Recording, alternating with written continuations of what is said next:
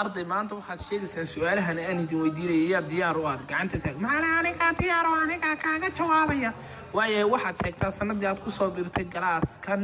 fasalkan waxaad sheegtaa maalinta macallin waxaan ku soo biiray sanadku markuu ahaa 2009 waryaab beenta iska daa kumaad soo biirine waad ka horreysay sheeg sanadkii aad ku soo biirtay galaaskan ardayay su'aashu wali waa taagan tahay macallin aniga ku noqonaya mar dambe waaye hebel ka jawaab calool istaag baa tahay gebiga gube waxaan sheegtaa maalintii aad ku soo biirtay galaas macallin waxaan ku soo biiray sanadkii cali yuusuf sanad baa la dhahaa adeer sanadkii abaartii daba dheer miya ma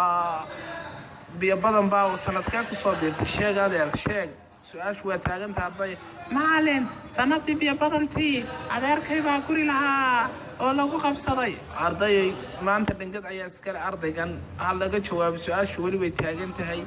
yaana la qusquslin hal iska ilaasho macallin maxay naga soo eegayaan waryaa waa lagu soo eegayaa madax xumaydeen adiga su'aasha khalday adiga ayaa